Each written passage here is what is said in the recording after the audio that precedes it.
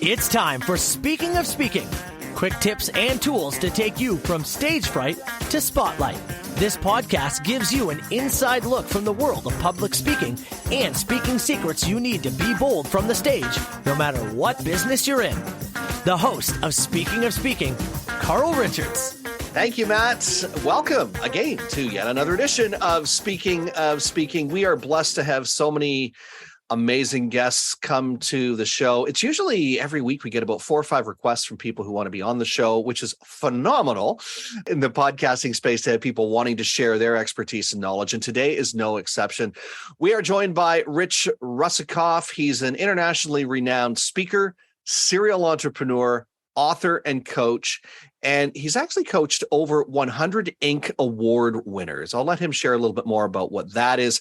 He's written books, he's appeared on shows and on podcasts, and we are so blessed to be engaging him in discussion today, talking on a number of things, including the 6 C's of leadership. And this will slide right into the area of communications. So, Rich, welcome to the podcast. Thank you, Carl. It's delightful to be here.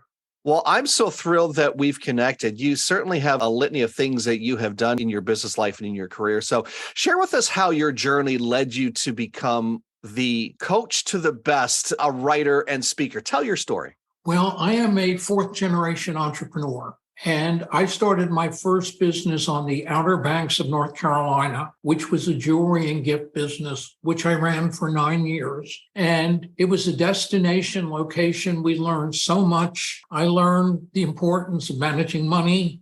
I learned how to manage people. I learned how not to manage people. And I learned how to raise revenue and create systems and policies. And the biggest challenge is it's a seasonal business. Right. So you're like a farmer. You have 90 days to till your crops, but you're busy every season. So when I sold that, my wife and I took a 3.5-month trip through Europe, and I was fascinated by how businesses changed hands. So I joined a franchise called VR Business Brokers.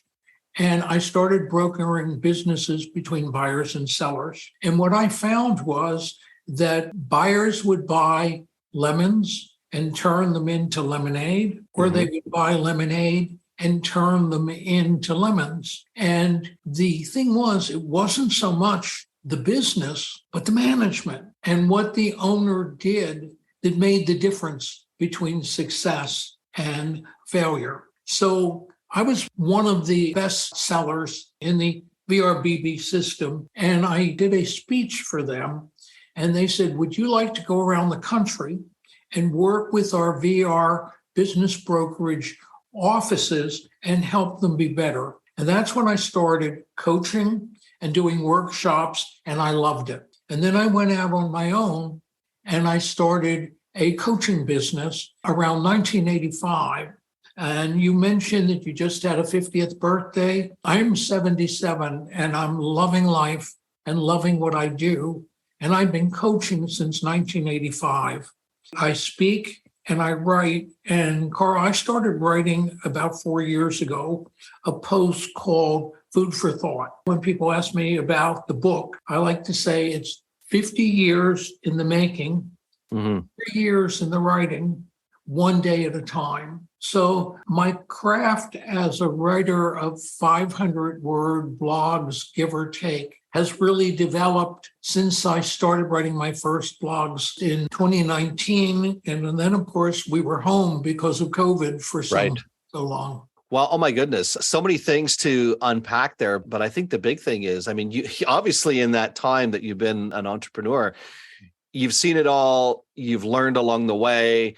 You've made mistakes, you've corrected mistakes, you've coached people, all of those things, which certainly make you the authority in so many different ways. I want to talk about this little note here that you were talking about. I'm an entrepreneur. I don't have nearly the experience that you do, but I've spent 12 years in the entrepreneurial space. And even in 12 years, there's been a lot of change. But one of the things that I heard fairly early on was, most businesses don't survive past their first year. And if they do, then, it's not much past their second year. So you actually have a stat here that 18 to 20% of the most successful entrepreneurs are out of business within 18 to 20 months of being in the Inc. 500 list, which I want you to unpack that a little bit. But explain why that happens or where you came up with that. Well, when Inc. was looking at the class of 1985, in 1987, we wanted to find the secret sauce. What was it that made these companies so successful? And much to our surprise, we went in a totally different direction because 18 to 20% of the companies were gone. Oh, wow. One of the reasons is high growth is high risk. And what gets you to one level will not get you to the next. You have to literally reinvent yourself and your business at stages of growth. So when we did our analysis, we said, okay, it wasn't the economy. It wasn't the industry that these companies were in. It wasn't their ability to raise capital.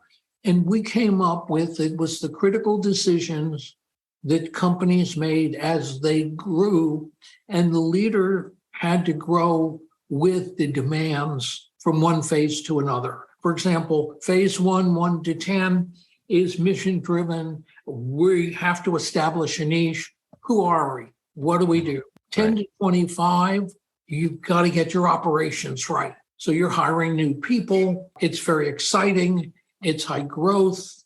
And then when you get to 25, you get to purgatory because everything that worked, you have to throw out the systems, the procedures, and sometimes some of the people that got you there can't get you to the next level. So that's a difficult decision that you have to make. So what I generally do is start working with companies at 25 plus and help them through that transitionary stage where they go from mom and pop to a professional company. So we said, okay, it's the critical decisions that management make. And then when my wife and I, Mo, got married, Mo said, well, we've been married before. We're going to have bags to unpack. Let's get some tools for how to deal with it. And that's where we met Gay and Catherine Hendricks, who have a program called Conscious Living, Conscious Loving. And Gay wrote a book, which I recommend for everyone. And the book is called Taking Your Big Leap. And when I read that book, I said, here are the missing pieces as to what happens to companies. And Carl, you know what your strengths are. Yeah, for sure. The book talks about various zones of incompetence, something you're terrible at. Don't do them. Something you're competent at, but others do it much better. Don't do it. And here's the trap. You're excellent at it, but still others can do it better. And you don't love it. Right. And you're not on fire. And that's where CEOs and people in careers and people that are not risk takers get in trouble. They're paid well, but they're not on fire doing what they do. When you get to your zone of genius, it's something you love doing. I'm on this call with you. We're talking about business. Time stands still for me. I don't care if I'm getting paid or not. This is what I love to do. So when entrepreneurs are stuck in zone of excellence, zone of competence, and zone of incompetence with where they put their time, and they're not in their zone of genius, they're going to burn out. For sure. And when you burn out, you lose your enthusiasm for it and you don't make the best possible decisions. And you're not doing your company a service because where you should really be is where you excel. And then there's one other piece. For many of us, we have upper limits barriers. We all have upper limits barriers that come from our childhood. And one of the barriers are, I'm not good enough. And maybe a parent or friends told you that. So suddenly you're really successful and you sabotage it. And you can sabotage it through drinking, through not paying attention, through not really enjoying what you're doing. I have a client I work with. She is brilliant. Her husband is struggling, trying to find his place. So she's incredibly successful, but for fear of outshining, this is another upper limits barrier. Her husband, she holds back, she pulls back. So leaving others behind is another upper limits barrier. And understanding where the upper limits barriers cause us to sabotage or enjoy our success can lead us on the path to self-destruction in one form or another. This has been so insightful. Just what you've said over this last 4 or 5 minutes, just unbelievable, and how you nail it too. And how you say, I've had coaches that have said, for every level of business growth, to turn a phrase or to quote a phrase, new level, new devil. And what you just unpacked, what you did to get to level 1, you can't do that same thing to get to level 2, because it does make sense, right? Great insight. So thank you so much for really exemplifying those and bringing those forward. I want to talk about something that I'm passionate about, and I know this is part of your book. And it's called The 6 C's of Leadership. And this slides right into the foundation of, when I launched this podcast, what it's about. So let's unpack the 6 C's of leadership. And what are they? Okay. The first one is competence. Nobody's going to follow you if you're not competent. So leaders are visionaries. Mm-hmm. They are decisive. And there are studies that have been done, Carl, about when board of directors fire CEOs. And what they find is decisive CEOs can make mistakes, but they're more likely to be kept because they're decisive and they make decisions than those that can't make a decision. And they freeze and they hold things up. Great competency comes from being a lifetime learner. Yep. The ability to recognize and recruit great talent, and they're relationship builders. So that would be the first. Are you competent? Because if you're not, why would somebody follow you? Right. The next is concern and care. I know it's a cliche. No one cares how much you know until they know how much you care. You have to have your team's back and continually acknowledge and recognize your talent and effort. It's one of those things that I've shared with speakers. I mean, your messaging needs to reflect that. You know, it needs to be able to show you're compassionate, show that you care, not just that you know a lot of stuff or that you know your stuff. You need to be able to be compassionate and share that and exemplify that. I wrote a post yesterday called Put Your Mask On First. And every time you go on a plane, they say, if you're with a child, put your mask on first. And the CEO of this company, who just sold a company that had won multiple awards for best company to work, said that the hourglass of serving your stakeholders is upside down. He says your first stakeholder are the people that work for you. And if people that work for you feel like they're acknowledged, they're recognized, you do things for them, they'll take care of your customers. And if they take care of your customers will take care of your investors. Yeah, for sure. So rather than the focus being specifically on profits, taking care and building your team. Yeah, huge, 100%. Yeah. And the third C? Communication skills. Oh, great one. I love that one. So here's the first thing I tell people about communications. Be a proactive listener. Great communicators are listeners. And there's a client that I helped get to just shy of $500 million in sales.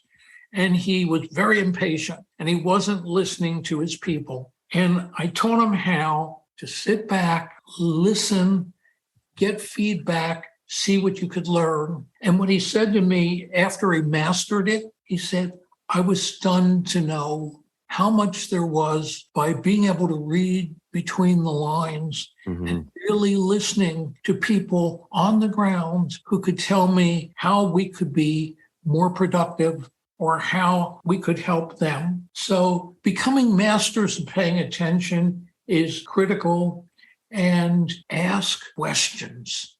Absolutely. And I don't have to tell you about asking questions. That's what you're doing right now. Exactly. That's what I'm doing. But I love how you emphasize that, because I think, and I can't remember the exact stat, but only 10% of communication is the actual speaking. There's all the other pieces. There's body language, gestures, eye contact, movement, all of those things. And then listening is part of that communication. And if you're a great listener, then that will just exemplify your oratory skills, right?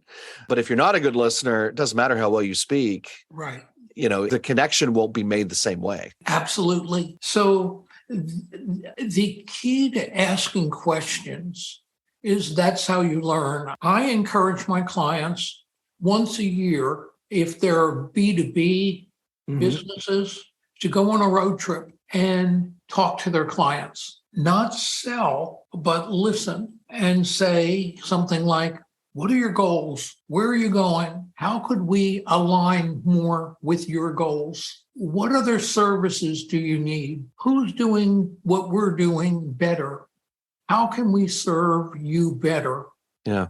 That type of approach generates more revenue than 10 sales calls. Yeah. So that's something I'm a strong believer in. Phenomenal. The next C. Consistency. Stay on message. This is how we do business. Be consistent with it. If you have a plan du jour, nobody will pay any attention to it. Right. Okay, this is what he thinks today. Or the classic, I just came back from a conference. These are the 10 things we're going to change. Yep. Without bringing me into it, if I'm working for you, by getting buy-in from both the logical and the emotional side. And it's great to come back with, as you said, from a conference with some amazing insights. But here's what I'm coming back with. How do we, or can we, implement some of these ideas? What do you think? It's always that ask the question, listen. So what I have learned about this, and I learned it the hard way, that you get buy-in two ways.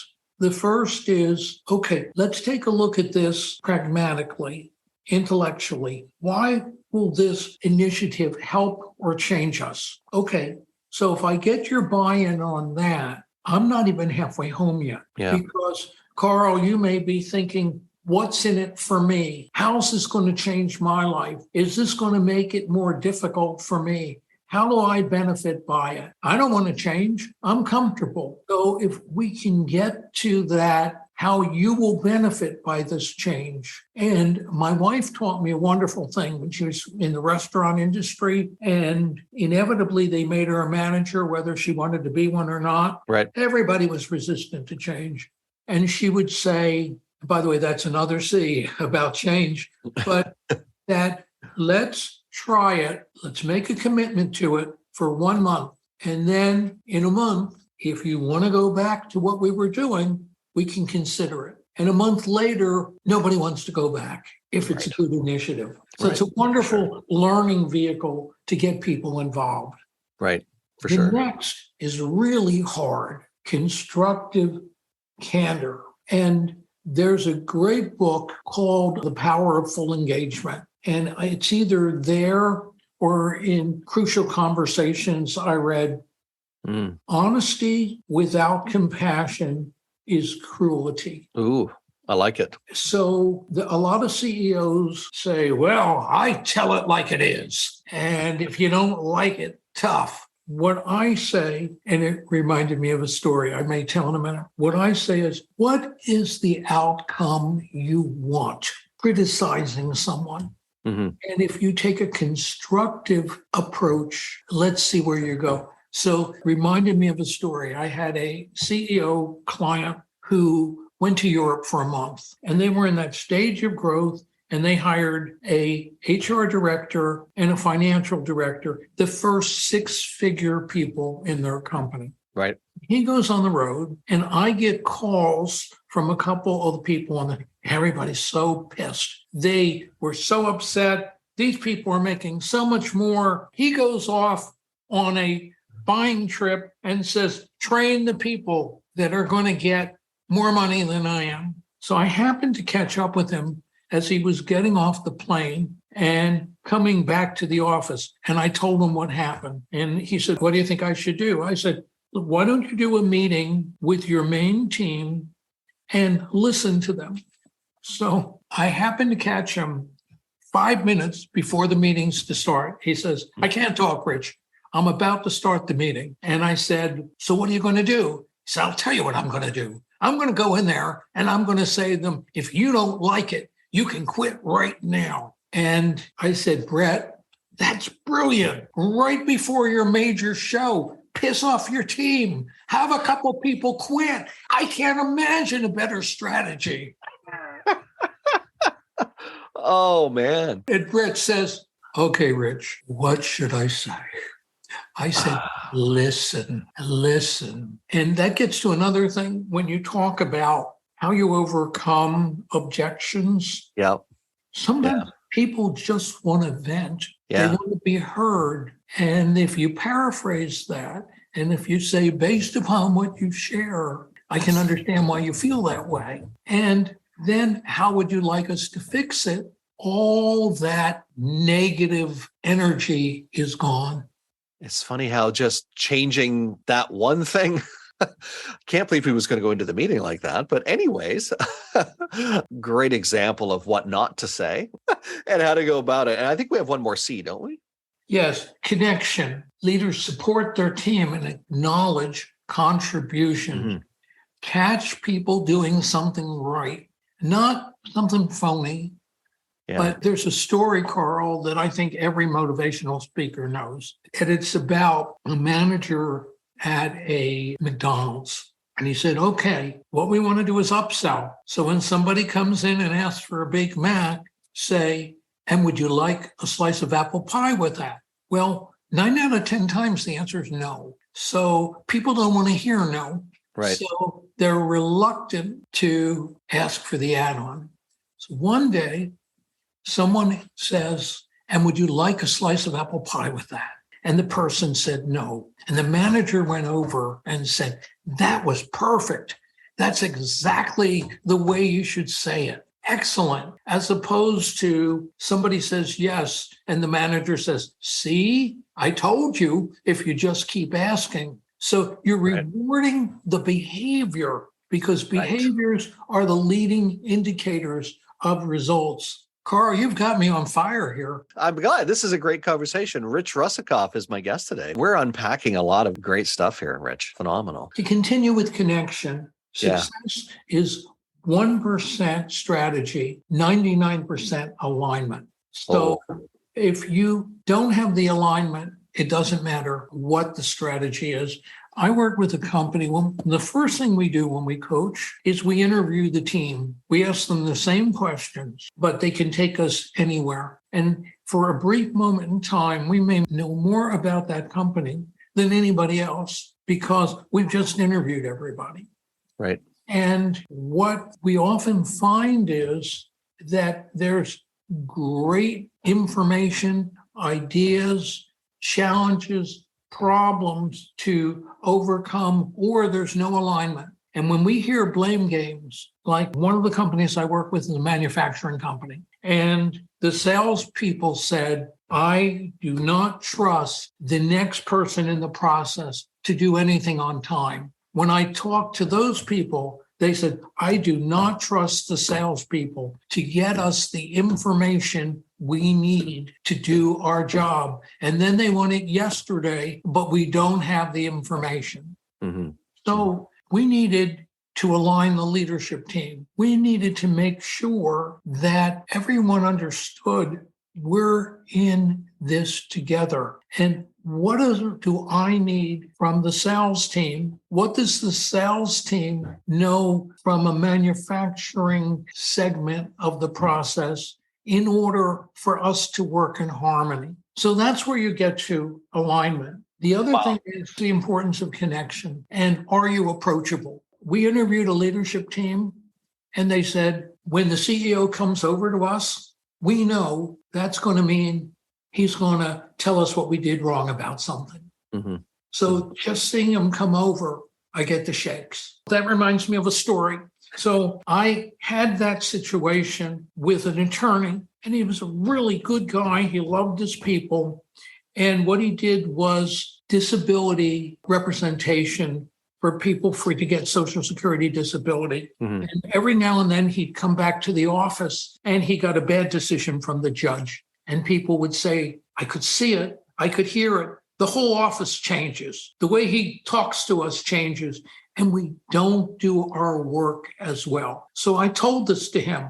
I said, Rob, this is what's happening. He said, I don't want that to happen. I don't want to be the cause of that. So he came up with a system. Now I know if you're in Canada, you like soccer. Mhm. So Yes, in we do. soccer, there is the yellow flag and the red flag. So you know the yellow is warning.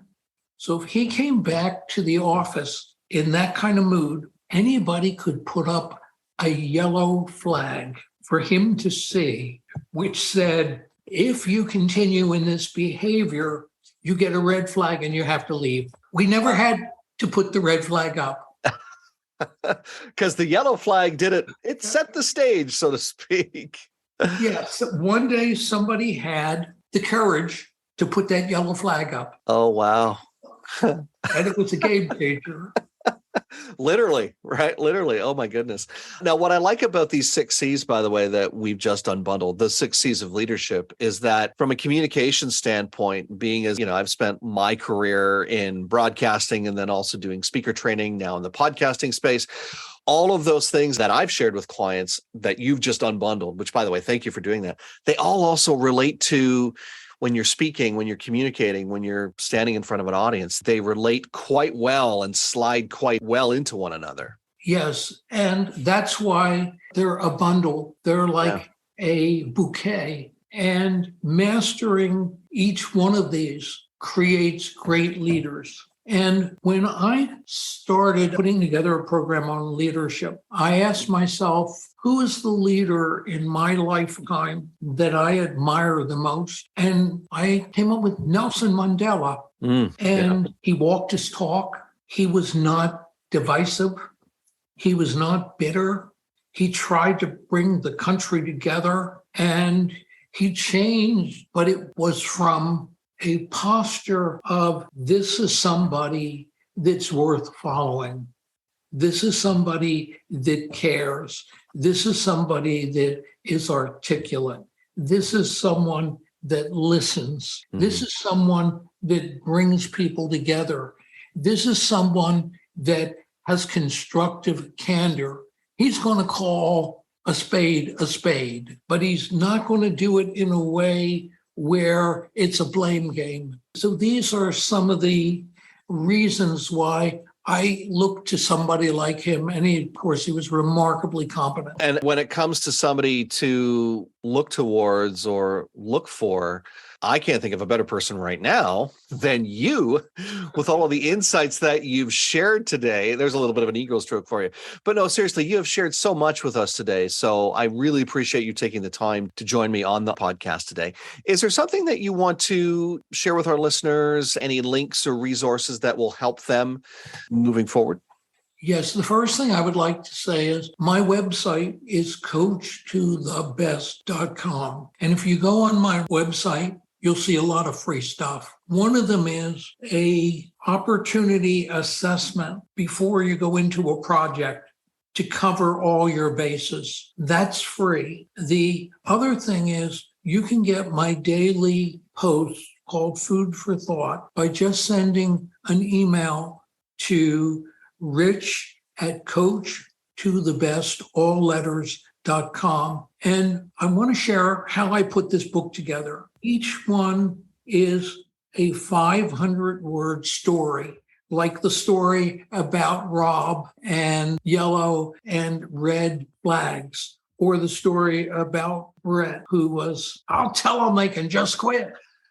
Right. So given what I do every day, I'm learning CEOs, and I share those stories. So what I share in my book in 500-word nuggets are real-time, what's happening today, or something that may have happened in the past that still holds true. So what I'm so pleased is you can take any chapter, just read one a day, and you're going to get a nugget from the book People, Time, and Money, Volume 1 or Volume 2.